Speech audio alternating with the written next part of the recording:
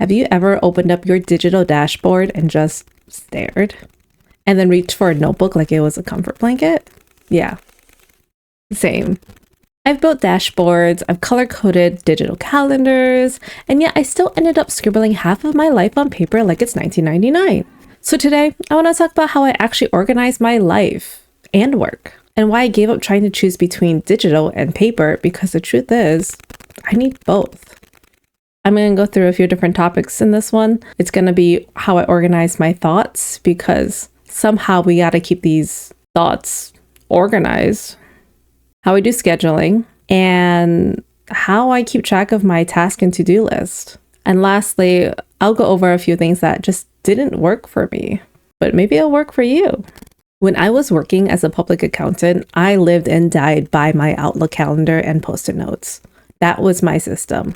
Calendar, to-do list, flagging those emails, and then I just wrote everything down on Post-it notes and put them literally on top of my laptop, on the side of it, everywhere. They were everywhere. But you know what? It worked for me. Somehow it worked. But now that I work for myself, there's no structure unless I create it. And for a while, I kept switching between tools thinking the right one would fix my mess. And plot twist, it didn't. I do have to say, although Outlook and Post Notes was very effective at the time, it is no way to organize your life. Just in general, not a great way. What I figured out, some things are better when they're handwritten. Some things only make sense digitally. And knowing which one to use and when to use it saved my sanity. Let's start with brain dumps, journaling, and capturing ideas. For me, paper wins almost every time. There's something about putting pen to paper that makes me think more clearly, like my brain slows down just enough for the ideas to make sense. I write messy, I cross things out, I doodle. It's really raw, it's unfiltered, and it's exactly what I need in that phase, just to let my creative juices flow. But once the idea starts to make sense and I have something a little more concrete, it moves to Notion. I know. Notion can be a hit or miss sometimes. Some like it, some don't. Think of it like Excel, Word, and Google Drive kind of all came together and had a nice little baby. I love it. Now I've been using it for a few years now. It's where I refine things. It's where I build. I can connect these ideas to projects, to videos, to goals. While paper is where my creative spark really shines, digital is my system to just make sure it doesn't disappear. And honestly, how many times does a good idea disappear just because you didn't write it down and connect it to something? Yeah, thoughts, paper. 10 out of 10. Although I do have to say, I tried being creative on Notion. It's just so linear feeling that you're kind of put into almost a box. So I bring around this notebook around with when I'm out on long trips, around the house. It is really, really messy in here. And it used to be my daily journal, not daily journal. It used to be my to-do list, my daily planner. There you go. So this used to be my daily planner. It was my catch-all. I had my to-do list, I had my dailies, I had my goals, I had my projects all in here. Everything was in here, and it gets pretty thick, to be honest. But I figured out, one, it's kind of a pain to lug this around. I had this in my purse for a few years, I believe, or something of this size for a few years. Although I love it, and I do, it just became impractical to bring around me because what did I have? I had my phone.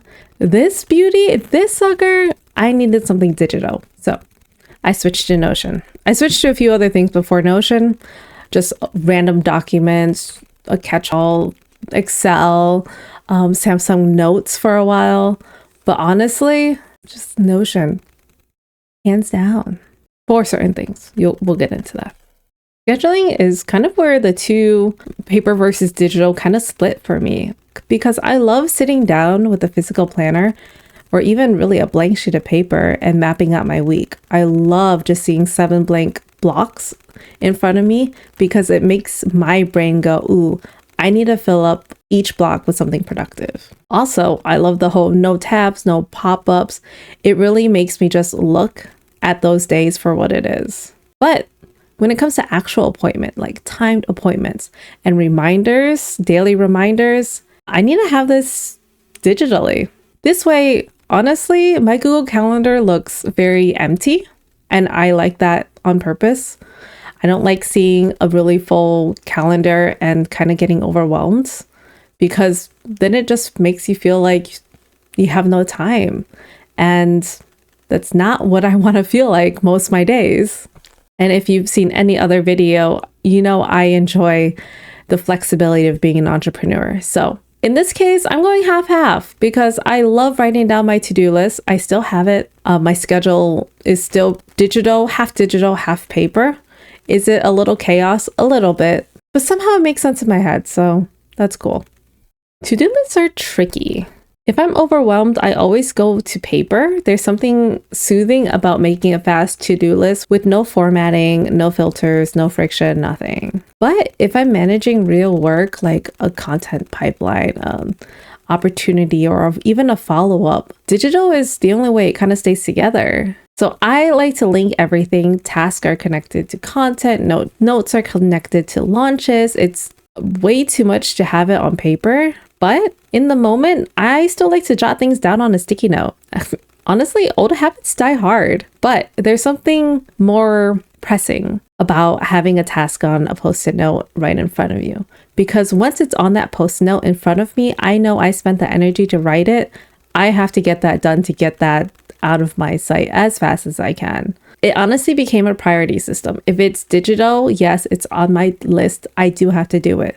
But if it's on paper, oh, that means that got bumped up the priority list, and I really want to get that done as soon as I can.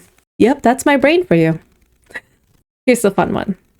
Things that didn't work for me. And for the record, I've tried going fully paper. Bullet journaling was a thing for a while.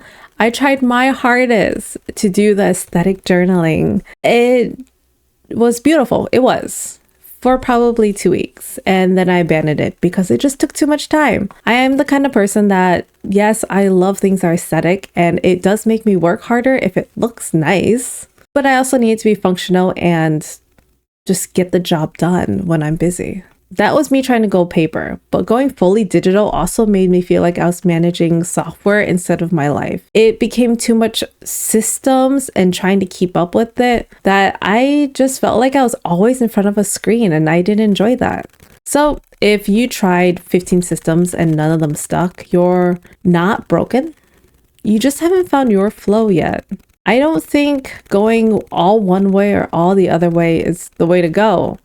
I think life is a good mix of both. Just find what works for you. For me, unfortunately, it is both. It makes my life a little messy, and what I found is I kind of thrive in the chaos.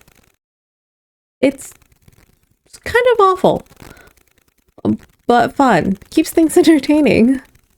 Yeah, we'll go with that. All right, so here's what actually works for me and what I've kind of been working with for the past about 2 years now that I've left the corporate world and became an entrepreneur. I've tried going full digital. I've tried going full paper. Abandoned both. We're doing both now. It's just what my life is. So everything creative gets done on paper. Everything immediate that has priority gets done on paper. Weird? Kind of. Anything project content related, it's all on Notion. Yay, Notion. Not sponsored. Just love the dang system. I've also imported a few other personal items into Notion, so I have started doing some short journaling prompts in Notion, which has been really fun. I do miss having them on paper, but my handwriting is just so messy now that I just don't think it's worth it. Plus, after I've been out of school for a while, my writing is actually much slower than it was before. So just in terms of how much time I have and where I allocate it to, putting like a small something like journaling and how just keeping track of how I'm doing mentally, it just makes sense to put it in Notion. Plus you can organize it by days, and if I have extra thoughts, yeah, it's a fun, cool thing. Anyways, other things I have in Notion are my recipes in my meals. I also have my licenses to keep track of numbers, any numbers that I need to remember. Honestly, I have a master to-do list, so I know I will never have nothing not to do. That makes sense. But I've come to realize that a little bit of paper is good in my life. It keeps me kind of on my toes almost. Keeps me a little more creative, less AI feeling. So this is still one of my favorites. Maybe one day I'll upgrade it into something a little nicer looking, but for now, this is what it is. And honestly, my favorite is probably the front page anyways, where I can change up the stickers. And that's something I feel like it just doesn't have the same effect in Notion or online than seeing it in person. So honestly, one of my favorites. Another note about my paper planner is that there are sections for me to write specifics on each project that I have. And I have a few projects going on because I like to just start a lot of things and see where they go, right? And then I have a normal catch-all section. But it is absolutely chaos in here, let me tell you that. But that's kind of what I need to be creative and keep my mind kind of going. Life can't be too boring, right? If you're like me, you don't have to choose a side. You're allowed to need both. Your mind doesn't care about system. It just wants clarity. Use what helps you think, use what helps you act. And if you can't find something that does both, hey, you're golden. So let me know in the comments, are you more team paper or are you team digital? Or somewhere in between, kind of like me. And if you want a tour of my full Notion setup or my favorite analog tools or even just more of my paper planner, just let me know. I've got thoughts. But aside from that, I know this is a little different than my normal video, so thanks for watching if you've gotten this far. And I will see you in the next one. You know the drill, guys. Like, subscribe. Okay, cool. Thanks. All right. Bye. Now that I'm looking through my stuff, I'm kind of going, oh my goodness, I have a lot of random stuff in here. And I'm a little embarrassed to show it because, yeah, I feel like it says a lot. I feel like someone's doodle says a lot about a person, kind of raw, unfiltered thoughts all over again, right? Yeah, I don't know how much I want to show this. Same thing with my Notion. Notion, it kind of feels like you're peeking into my brain a little bit. And that is it's a little weird. It's a little weird. And my items, how I set things up, aren't really aesthetically pleasing, kind of like some of the other Notion templates I've seen out there, where they're pictures and the fonts are all cute and they're like color coded. I'm much more simplistic, not because I don't have the time per se to do it, but I feel like the extra is that it's extra and my brain doesn't need the extra right about now. So yeah, just a little embarrassed to show all of my organizational things because the people that know me, I'm probably not the most organized person. I don't think really in an organized manner. It's more chaos than anything. But at the same time, I love things like Excel and that makes sense to me. So I don't know. Let me know if you're the same way, I guess. Or just let me know if I'm not the weird one. That would be great too. Yeah. Okay, cool. Thanks. Anyways, I'm off.